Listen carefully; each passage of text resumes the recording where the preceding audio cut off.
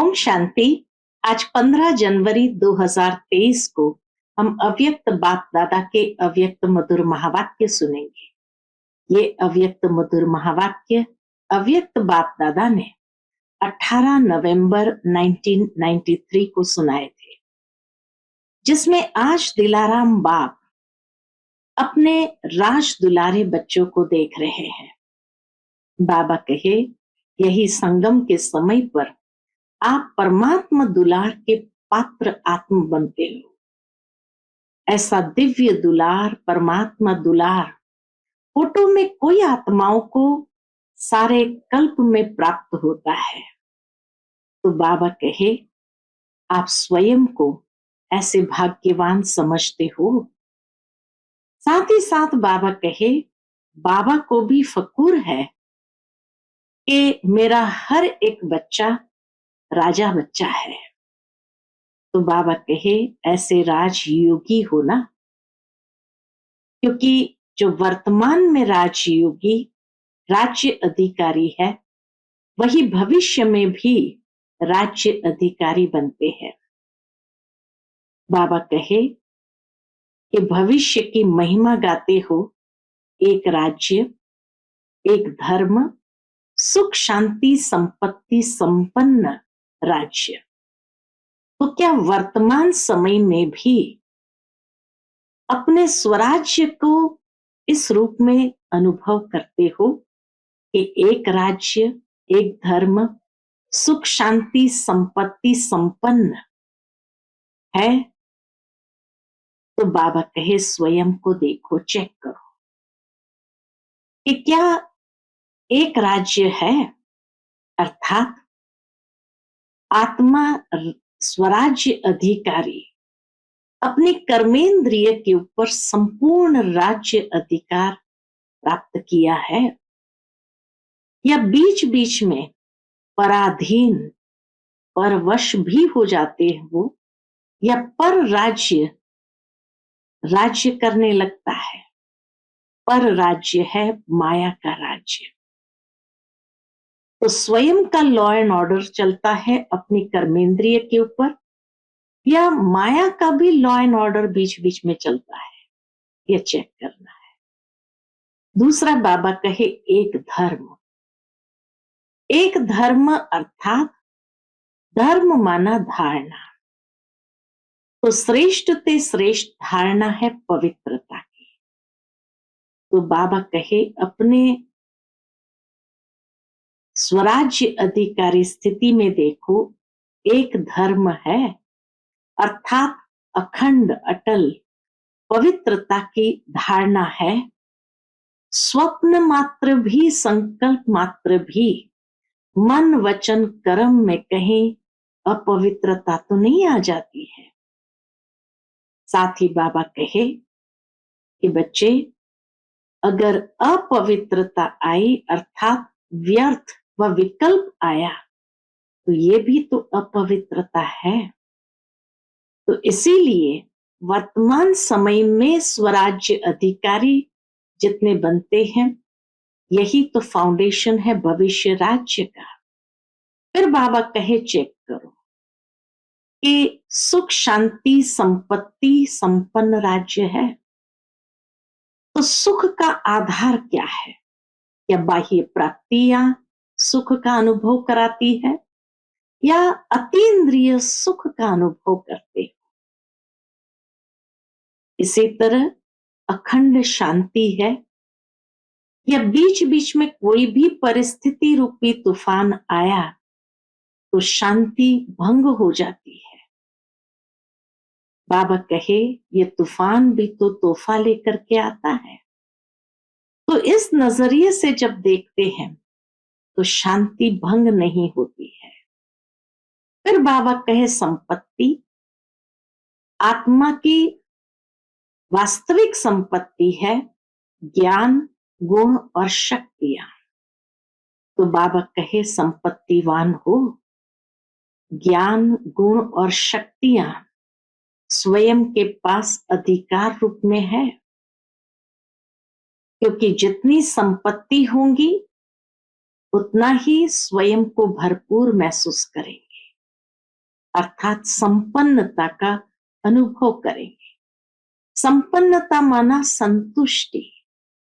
तो बाबा कहे स्वयं में चेक करो कि क्या ये सुख शांति संपत्ति संपन्न स्वराज्य अधिकार है, क्योंकि यही भविष्य राज्य का फाउंडेशन है। तो सुनते हैं बाबा के आज के मधुर महावाक्य। आज के मुरली का टाइटल है संगम युग के राज दुलारे सो भविष्य के राज्य अधिकारी। आज सर्व बच्चों के दिलाराम बाप अपने चारों ओर के सर्व राज दुलारे बच्चों को देख रहे हैं। बाबा चारों ओर के अपने राज दुलारे बच्चों को देख रहे हैं। हर एक बच्चा दिलाराम के दुलार का पात्र है। यह दिव्य दुलार, परमात्मा दुलार कोटों में कोई भाग्यवान आत्माओं को ही प्राप्त होता है। अनेक जन्म आत्माओं व महान आत्माओं द्वारा दुलार अनुभव किया। अब इस एक अलौकिक जन्म में परमात्मा प्यार व दुलार अनुभव कर रहे हो। इस दिव्य दुलार द्वारा राज दुलारे बन गए हो। ये दिव्य दुलार, परमात्मा दुलार ऐसा है जो हमें राज दुलारे बना देता है। तो बाबा कहे इस दिव्य दुलार द्वारा राज दुलारे बन गए हो। इसलिए दिलाराम बाप को भी अलौकिक फक्र है। दिलाराम बाप को भी अलौकिक फक्र है, नशा है कि मेरा हर एक बच्चा राजा बच्चा है। फिर बाबा पूछते, राजा हो ना, प्रजा तो नहीं? सभी अपना टाइटल क्या बताते हो? राजयोगी। सभी राजयोगी हो, वह कोई प्रजा योगी भी है। सब राजयोगी हो तो प्रजा कहां से आएगी? राज्य किस पर करेंगे? प्रजा तो चाहिए ना। तो वो प्रजा योगी कब आएंगे? राज दुलारे अर्थात अब के भी राजे और भविष्य के भी राजे। जो अब के राजे हैं वही भविष्य के भी राजे। डबल राज्य है। सिर्फ भविष्य का राज्य नहीं, भविष्य से पहले अब स्वराज्य अधिकारी बने हो। पूछते बाबा, भविष्य के राज्य से पहले अब के स्वराज्य अधिकारी बने हो? अपने स्वराज्य के राज्य कारोबार को चेक करते हो? जैसे भविष्य राज्य की महिमा करते हो। क्या महिमा करते हैं? एक राज्य, एक धर्म, सुख शांति संपत्ति संपन्न राज्य है। ये भविष्य राज्य की महिमा है। ऐसे ही हे स्वराज्य अधिकारी राजे, स्वराज्य के राज्य कारोबार में ये सब बातें सदा है। स्वराज्य के राज कारोबार में ये सब बातें सदा है। सबसे पहली एक राज्य। अब एक एक बात को बाबा स्पष्ट करते हैं। एक राज्य, एक धर्म, सुख शांति संपत्ति संपन्न। तो एक एक बात को बाबा स्पष्ट करते हैं कि एक राज्य है अर्थात सदा मुझ आत्मा का राज्य इन सर्व राज्य कारोबारी कर्मेंद्रिय पर है। वह बीच बीच में स्वराज्य के बजाय पर राज्य अपना अधिकार तो नहीं करते हैं। पर राज्य माना तो बाबा कहे पर राज्य है माया का राज्य। पर राज्य की निशानी है पर अधीन बन जाएंगे। स्वराज्य की निशानी है सदा श्रेष्ठ अधिकारी अनुभव करेंगे। ये दोनों में अंतर है। ये पराज्य माना पर अधीन अनुभव करेंगे और स्वराज्य की निशानी सदा श्रेष्ठ अधिकारी अनुभव करेंगे। पर राज्य पर अधीन व पर वश बनाता है। जब भी कोई अन्य राजा, दुनिया के अंदर भी बाबा मिसाल देते, जब भी कोई अन्य राजा किसी राज्य पर अधिकार प्राप्त करता है तो पहले राजा को ही कैदी बनाता है, अर्थात पर अधीन बनाता है। तो चेक करो कि एक राज्य है कि बीच बीच में माया के राज्य अधिकारी, आप स्वराज्य अधिकारी राजाओं को वह आपके कोई भी कर्मेंद्रिय रूपी राज्य कारोबारी को परवश तो नहीं बना देते हैं। तो एक राज्य है व दो राज्य है, चेक करना है। आप स्वराज्य अधिकारी का लॉ और ऑर्डर चलता है व बीच बीच में माया का भी ऑर्डर चलता है। क्या है देखो। तो ये बाबा कहे एक राज्य है, ये अनुभव होता है। अच्छा, इसी तरह साथ साथ एक धर्म अर्थात धारणा। तो स्वराज्य का धर्म व धारणा एक कौन सी है?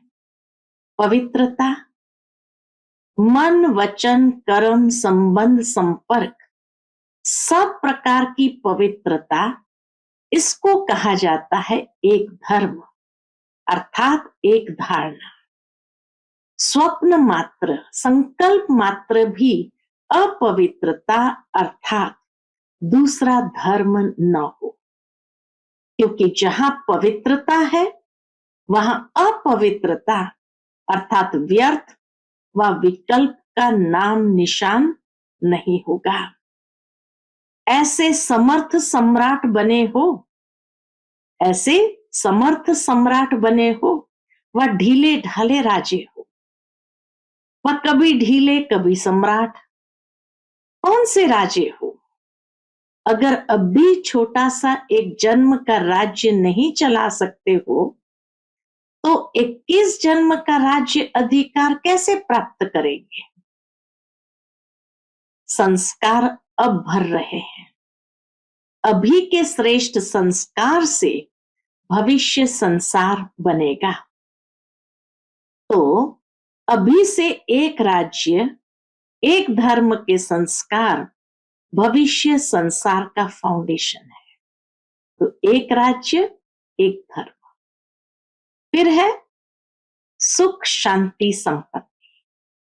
फिर बाबा कहे तो चेक करो, सुख शांति संपत्ति अर्थात सदा हद की प्राप्तियों के आधार पर सुख है व आत्मिक अतीन्द्रिय सुख परमात्मा सुखमय राज्य है।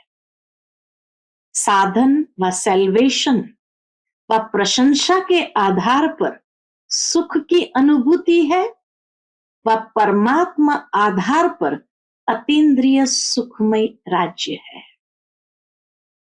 इसी प्रकार अखंड शांति, किसी भी प्रकार की अशांति की परिस्थिति अखंड शांति को खंडित तो नहीं करती है। अशांति का तूफान चाहे छोटा हो चाहे बड़ा हो, लेकिन स्वराज्य अधिकारी के लिए तूफान अनुभवी बनाने की उड़ती कला का तोहफा बन जाए, लिफ्ट की गिफ्ट बन जाए, इसको कहा जाता है अखंड शांति। तो चेक करो, अखंड शांतिमय स्वराज्य है तो सुख और शांति। ऐसे ही संपत्ति अर्थात स्वराज्य की संपत्ति, स्वराज्य आत्मा की संपत्ति क्या है? ज्ञान गुण और शक्तियां हैं। इन सर्व संपत्तियों से संपन्न स्वराज्य अधिकारी है। ज्ञान गुण और शक्तियों से संपन्न स्वराज्य अधिकारी है। संपन्नता की निशानी, अगर संपन्न है अंदर से तो उसकी निशानी संपन्नता अर्थात सदा संतुष्टता। अप्राप्ति का नाम निशान नहीं। हद के इच्छाओं की अविद्या, इसको कहा जाता है संपत्तिवान। और राजा का अर्थ ही है दाता। राजा का अर्थ ही है दाता। अगर हद की इच्छा व प्राप्ति की उत्पत्ति है, अगर हद की इच्छा व प्राप्ति की उत्पत्ति है, तो वो राजा के बजाय मंगता यानी मांगने वाला बन जाता है। इसलिए अपने स्वराज्य अधिकार को अच्छी तरह से चेक करो कि मेरा स्वराज्य एक राज्य, एक धर्म सुख शांति संपन्न बना है कि अभी तक बन रहे हो। अगर राजा बन रहे हैं तो जब राज्य अधिकारी स्थिति नहीं है तो उस समय क्या हो? प्रजा बन जाते हो व न राजा न प्रजा, बीच में हो। अभी बीच में नहीं रहो। यह भी नहीं सोचना कि अंत में बन जाएंगे। अगर बहुत काल का राज्य भाग्य प्राप्त करना ही है तो बहुत काल के स्वराज्य का फल है बहुत काल का राज्य। फुल समय के राज्य अधिकार का आधार, फुल समय के राज्य अधिकार का आधार वर्तमान सदाकाल का स्वराज्य है। समझा? कभी अलबेले नहीं रह जाना। हो जाएगा, हो जाएगा नहीं करते रहना। बाप दादा को बहुत मीठी बातों से बहलाते हो। राजा के बजाय बहुत बढ़िया वकील बन जाते हो। बाबा कहे राजा के बजाय बहुत बढ़िया वकील बन जाते हैं। ऐसी ऐसी लॉ पॉइंट सुनाते हैं जो बाप भी मुस्कुराते रहते हैं। वकील अच्छा या राजा अच्छा? पूछते बाबा, वकील अच्छा या राजा अच्छा? बहुत होशियारी से वकालत करते हैं, बहुत होशियारी से वकालत करते हैं। इसलिए अब वकालत करना छोड़ दो, राज दुलारे बनो। बाप का बच्चों से स्नेह है, इसीलिए सुनते देखते भी मुस्कुराते रहते हैं। फिर बाबा इशारा देते, अभी धर्मराज से काम नहीं लेते। स्नेह सभी को चला रहा है। बाप दादा का स्नेह सभी को चला रहा है। स्नेह के कारण ही पहुंच गए हो ना, तो स्नेह के रिस्पॉन्स में बाप दादा भी पदम गुणा स्नेह का रिटर्न दे रहे हैं। देश विदेश के सभी बच्चे स्नेह के विमान द्वारा मधुबन में पहुंचे हो। बाप दादा साकार रूप में आप सबको और स्नेह स्वरूप में सर्व बच्चों को देख रहे हैं। अच्छा, सर्व स्नेह में समाये हुए समीप बच्चों को सर्व राज्य अधिकारी सुविश्व राज्य अधिकारी श्रेष्ठ आत्माओं को सर्व प्राप्तियों संपन्न श्रेष्ठ संपत्तिवान विशेष आत्माओं को सदा एक धर्म एक राज्य संपन्न स्वराज्य अधिकारी बाप समान भाग्यवान आत्माओं को भाग्य विधाता बाप दादा का याद प्यार और नमस्ते। हम सब रूहानी बच्चों की रूहानी माता पिता बाप दादा को याद प्यार गुड मॉर्निंग और नमस्ते नमस्ते। शुक्रिया बाबा, शुक्रिया। फिर बाबा की मुलाकात दादियों से है। तो बाबा कहे सभी कार्य अच्छे चल रहे हैं ना, अच्छे उमंग उत्साह से कार्य हो रहा है। करावनहार करा रहे हैं, करावनहार करा रहे हैं और निमित्त बंद करने वाले कर रहे हैं। ऐसे अनुभव होता है ना। सर्व के सहयोग की अंगुली से हर कार्य सहज और सफल होता है। कैसे हो रहा है? ये जादू लगता है ना। पूछता है बाबा दादियों से, कैसे हो रहा है? ये जादू लगता है ना। दुनिया वाले तो देखते और सोचते रह जाते हैं, और आप निमित्त आत्माएं सदा आगे बढ़ते जाएंगे, क्योंकि बेफिक्र बादशाह हो। दुनिया वालों को तो हर कदम में चिंता है, और आप सबके हर संकल्प में परमात्मा चिंतन है, इसलिए बेफिक्र है। बेफिक्र है ना, अच्छा है। अविनाशी संबंध है, अच्छा, तो सब ठीक चल रहा है और चलना ही है। वरदान भी बाबा ने दे दिया, अच्छा तो सब ठीक चल रहा है और चलना ही है। निश्चय है और निश्चिंत है। क्या होगा, कैसे होगा, ये चिंता नहीं। फिर बाबा टीचर्स को देखकर पूछते हैं, टीचर्स को कोई चिंता है? सेंटर्स कैसे बढ़ेंगे, ये चिंता है? सेवा कैसे बढ़ेगी, ये चिंता है? नहीं है। बेफिक्र हो। चिंतन करना अलग चीज है, चिंता करना अलग चीज है। कितनी सुंदर बात बाबा ने कही, चिंतन करना अलग चीज है, चिंता करना अलग चीज है। सेवा बढ़ाने का चिंतन अर्थात प्लान भले बनाओ, लेकिन चिंता से कभी सफलता नहीं होगी। चलाने वाला चला रहा है, कराने वाला करा रहा है, इसलिए सब सहज होना ही है। सिर्फ निमित्त बन, संकल्प, तन मन धन सफल करते चलो। सिर्फ निमित्त बन, संकल्प, तन मन धन सफल करते चलो। जिस समय जो कार्य होता है वो कार्य हमारा कार्य है। जब हमारा कार्य है, मेरा कार्य है, तो जहां मेरापन होता है वहां सब कुछ स्वतः ही लग जाता है। तो अभी ब्राह्मण परिवार का विशेष कार्य कौन सा है? टीचर्स बताओ, ब्राह्मण परिवार का भी विशेष कार्य कौन सा है? इसमें सफल करेंगे? तो किसी ने कहा बाबा ज्ञान सरोवर में। तो बाबा कहे सरोवर में सब स्वाहा करेंगे, परिवार में जो विशेष कार्य होता है तो सबका अटेंशन कहाँ होता है? उसी विशेष कार्य के तरफ अटेंशन होता है। ब्राह्मण परिवार में बड़े से बड़ा कार्य वर्तमान समय यही है ना। हर समय का अपना अपना है। वर्तमान समय देश विदेश सर्व ब्राह्मण परिवार का सहयोग इस विशेष कार्य में है ना। बाबा कहे देश विदेश सर्व ब्राह्मण परिवार का सहयोग इस विशेष कार्य में है ना, कि अपने अपने सेंटर में है।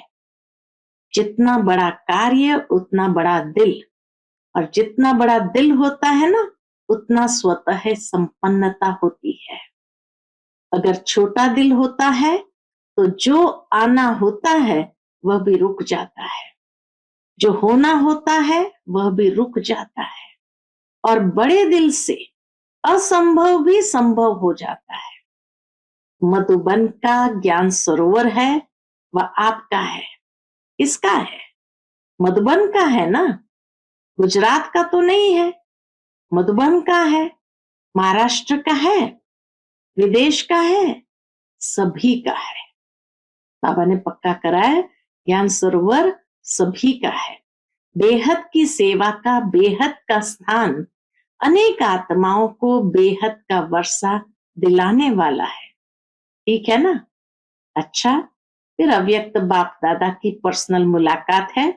पहले ग्रुप से स्व परिवर्तन का वाइब्रेशन ही विश्व परिवर्तन कराएगा।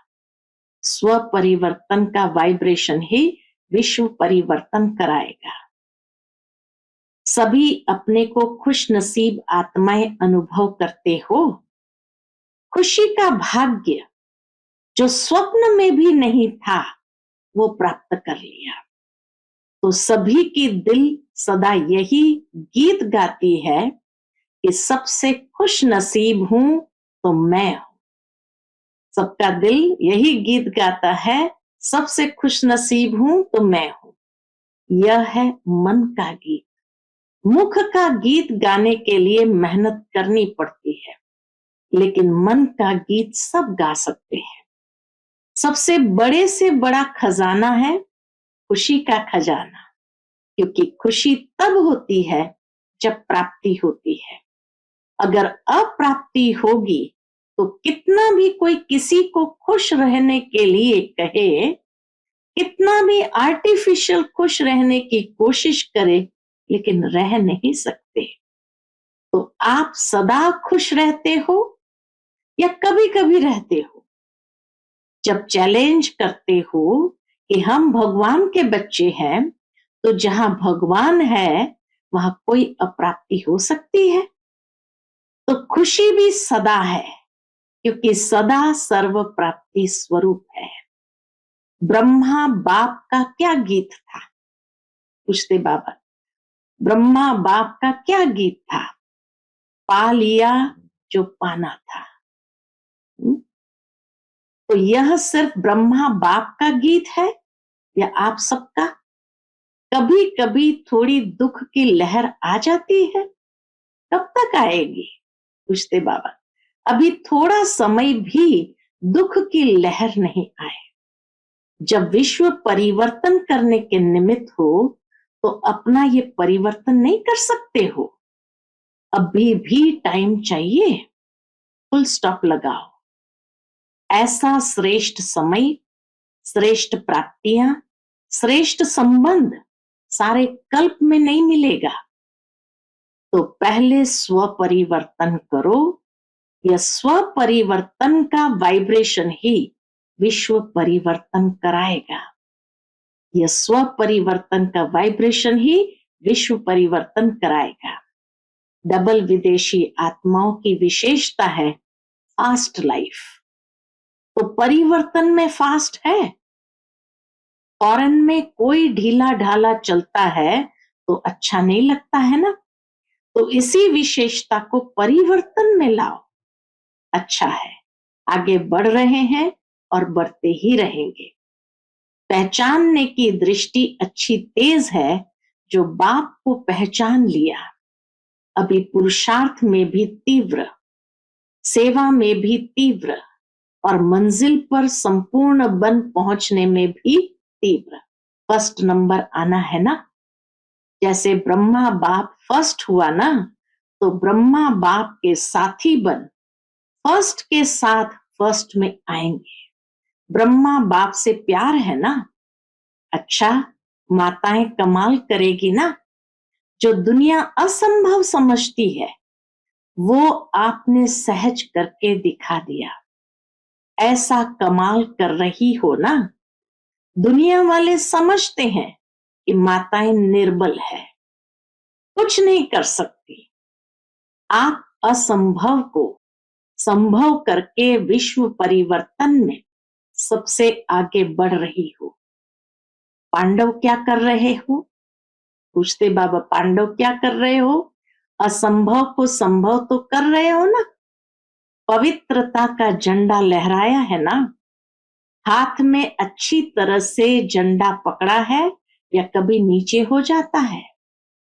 सदा पवित्रता के चैलेंज का झंडा लहराते रहो। फिर दूसरे ग्रुप से बाबा मिले, रोज अमृत वेले कंबाइंड स्वरूप की स्मृति का तिलक लगाओ। सदा अपने को सहज योगी अनुभव करते हो। कितनी भी परिस्थितियां मुश्किल अनुभव कराने वाली हो, लेकिन मुश्किल को भी सहज करने वाले सहज योगी है। ऐसे हो या मुश्किल के समय मुश्किल का अनुभव होता है, सदा सहज है। मुश्किल होने का कारण है बाप का साथ छोड़ देते हो। जब अकेले बन जाते हो तो कमजोर पड़ जाते हो, और कमजोर को तो सहज बात भी मुश्किल लगती है। इसलिए बाप दादा ने पहले भी सुनाया है कि सदा कंबाइंड रूप में रहो। कंबाइंड को कोई अलग नहीं कर सकता। जैसे इस समय आत्मा और शरीर कंबाइंड है, ऐसे बाप और आप कंबाइंड रहो। माताएं क्या समझती हो, कंबाइंड हो या कभी अलग कभी कंबाइंड? ऐसा साथ फिर कभी मिलना है? फिर क्यों साथ छोड़ देती हो? काम ही क्या दिया है? सिर्फ ये याद रखो कि मेरा बाबा। इससे सहज काम क्या होगा? मुश्किल है? तो किसी ने कहा 63 जन्म का संस्कार है। तो बाबा क्या कहे, अभी तो नया जन्म हो गया ना, नया जन्म नए संस्कार। अभी पुराने जन्म में हो या नए जन्म में, या आधा आधा है? तो नए जन्म में स्मृति के संस्कार है या विस्मृति के? फिर नए को छोड़कर पुराने में क्यों जाते हो? नई चीज अच्छी लगती या पुरानी चीज अच्छी लगती है? फिर पुराने में क्यों चले जाते हो? पूछते बाबा। रोज अमृत वेले स्वयं को ब्राह्मण जीवन के स्मृति का तिलक लगाओ। जैसे भक्त लोग तिलक जरूर लगाते हैं, तो आप स्मृति का तिलक लगाओ। वैसे भी देखो, माताएं जो तिलक लगाती है वो साथ का तिलक लगाती है। माताओं का तिलक माना साथ का तिलक। तो सदा स्मृति में रखो कि हम कंबाइंड है, तो इस साथ का तिलक सदा लगाओ। अगर युगल होगा तो तिलक लगाएंगे, अगर युगल नहीं होगा तो तिलक नहीं लगाएंगे। यह साथ का तिलक है, तो रोज स्मृति का तिलक लगाती हो या भूल जाता है? कभी लगाना भूल जाता। बाबा कहे कभी लगाना भूल जाता, कभी मिट जाता। जो सुहाग होता है, साथ होता है, वो कभी भूलता नहीं। तो साथी को सदा साथ रखो। फिर बाबा कहे ये ग्रुप सुंदर गुलदस्ता है, वैरायटी फूलों का गुलदस्ता शोभनीक लगता है। तो सभी जो भी जहां से भी आए हैं, सभी एक दो से प्यारे हैं। सभी संतुष्ट हो ना, सदा साथ है और सदा संतुष्ट है। बस यही एक शब्द याद रखना कि कंबाइंड है और सदा ही कंबाइंड रह साथ जाएंगे। लेकिन साथ रहेंगे तो साथ चलेंगे। साथ रहना है, साथ चलना है। जिससे प्यार होता है उससे अलग हो नहीं सकते। हर सेकंड हर संकल्प में साथ है ही। अच्छा, आज बाप दादा का मधुर वरदान हम बच्चों के प्रति है, बैलेंस की विशेषता को धारण कर सर्व को ब्लेसिंग देने वाले शक्तिशाली सेवाधारी भव। बैलेंस की विशेषता को धारण कर सर्व को ब्लेसिंग देने वाले शक्तिशाली सेवाधारी भव। अभी आप शक्तिशाली आत्माओं की सेवा है। बाबा कहते अभी आप शक्तिशाली आत्माओं की सेवा है, सर्व को ब्लेसिंग देना। चाहे नैनों से दो, चाहे मस्तक मणि द्वारा दो। जैसे साकार को लास्ट कर्मातीत स्टेज के समय देखा, कैसे बैलेंस की विशेषता थी और ब्लेसिंग की कमाल थी। तो फॉलो फादर करो, यही सहज और शक्तिशाली सेवा है। यही सहज और शक्तिशाली सेवा है। इसमें समय भी कम, मेहनत भी कम और रिजल्ट ज्यादा निकलती है। तो आत्मिक स्वरूप से सबको ब्लेसिंग देते चलो। आज का स्लोगन है, विस्तार को सेकंड में समाकर ज्ञान के सार का अनुभव कराना ही लाइट माइट हाउस बनना है। विस्तार को सेकंड में समाकर ज्ञान के सार का अनुभव कराना ही लाइट माइट हाउस बनना है। अच्छा, ओम शांति।